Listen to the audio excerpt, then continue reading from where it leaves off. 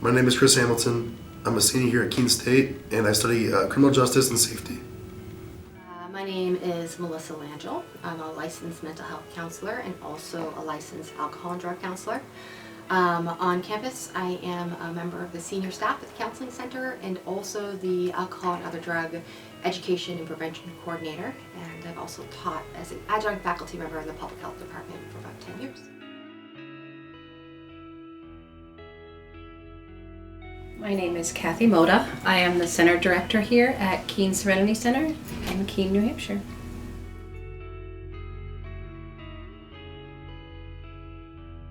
Drug addiction is the feeling necessity, both mental and physical, for substances after doing them for a long period of time.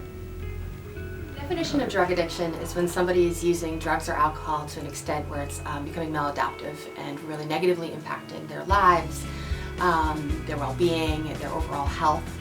And oftentimes it means that somebody is continuing to use despite really significant negative consequences. So the definition of drug addiction can be a wide definition. It's something that's going to affect who you are. Attitude changes, health changes, someone who's in the throes of substance use disorder may start to lose weight. You may start to notice like different health changes, skin changes, teeth changes. They feel like they can't live without the substance. They have to continue taking the substance, and those could be alcohol, heroin, marijuana, methamphetamines, cocaine, in order to survive. And that's where that addiction really stems from, is that they need it to continue throughout their day, and it's going to affect their friends, their family, and their employment.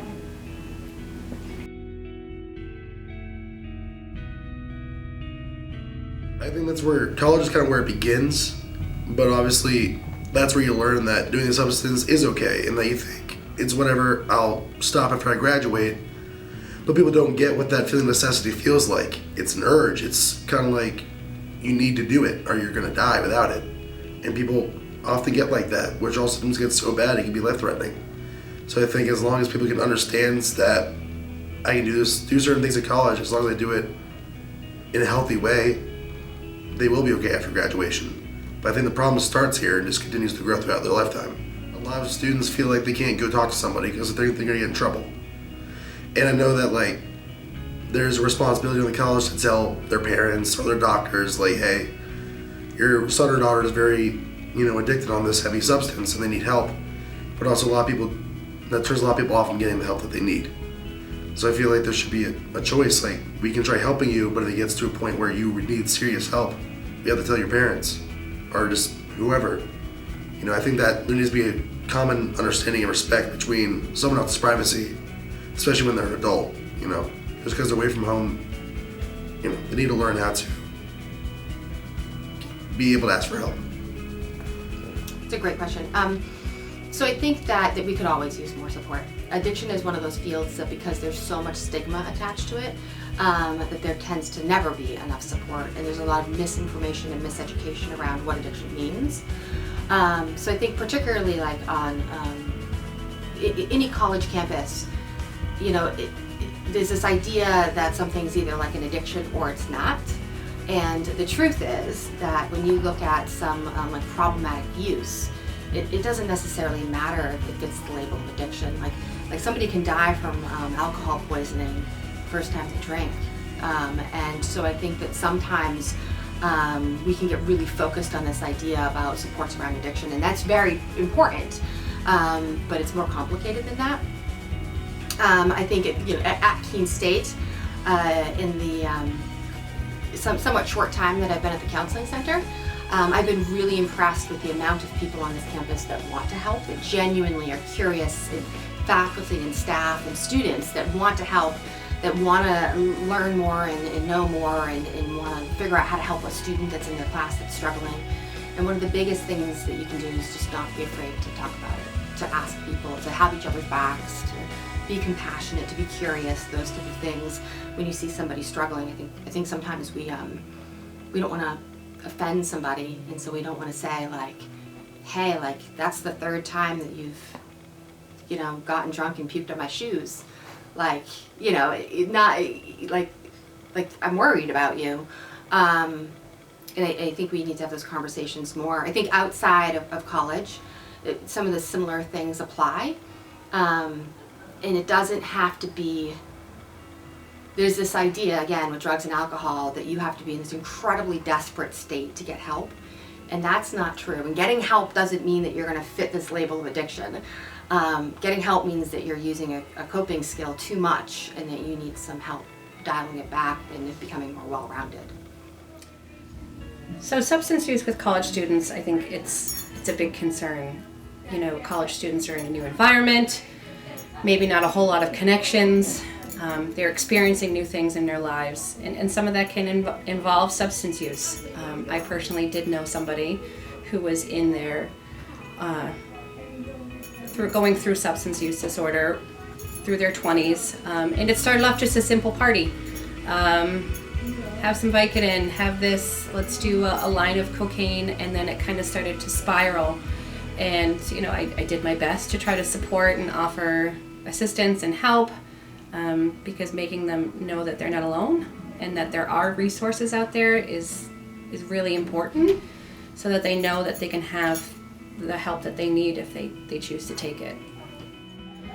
I think it's important for college students to kind of understand the severity of it, that going to parties or being with friends, it all seems like fun, having a good time, trying new things, experimenting can be great. However, there needs to be an understanding that what comes along with that sometimes, and it can happen to anybody.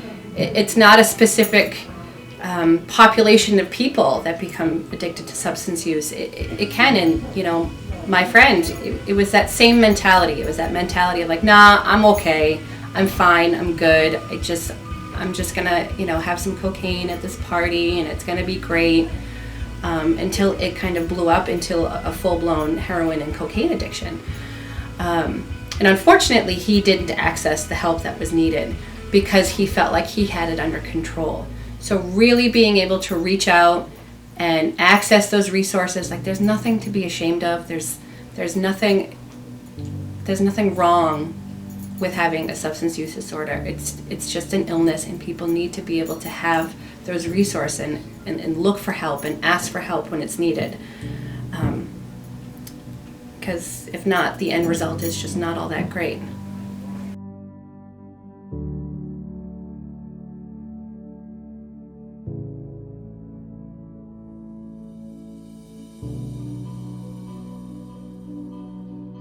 I have used some drugs and alcohol in the past.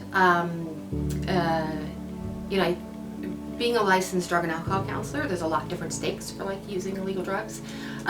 So if I was using illegal drugs, first of all, it would impact my work, but also I could lose my license, and it would be hard for me to authentically help people like things. I haven't used any illegal drugs in maybe 20 years.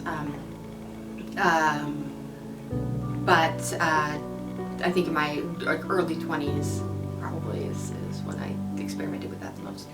So I actually spent some time at Keene State College, briefly. I think I made it to my second year.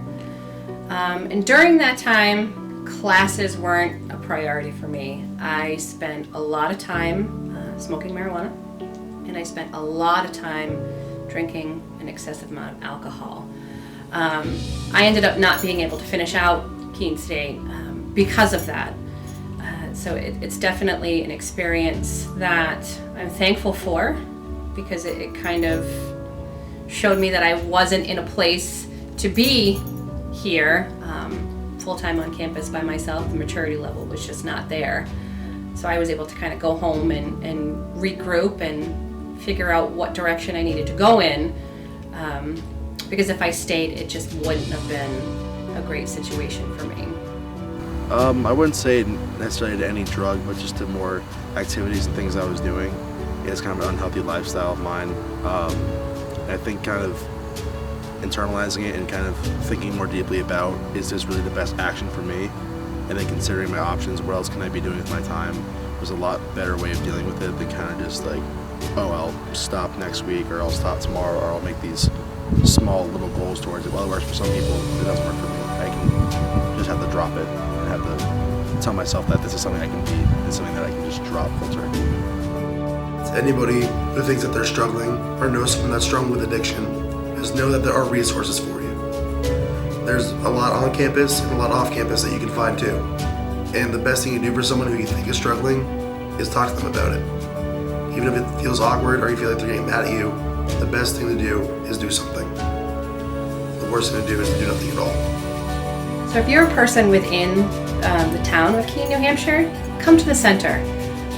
Just come and have a conversation with us. You don't have to be a person that's knee-deep in substance use disorder.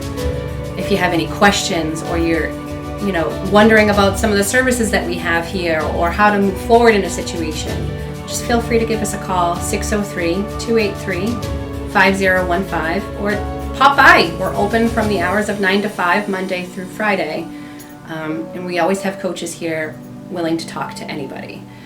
If you are in the state of New Hampshire and not in Keene, you can access newhampshiretreatment.org, which will put you in contact with any type of rehab facility, inpatient, outpatient, residential, and they'll put you in contact with any counseling services you need, LADAX, MLADAX, whatever your needs are within the state of New Hampshire. That website will guide you to where you need to go.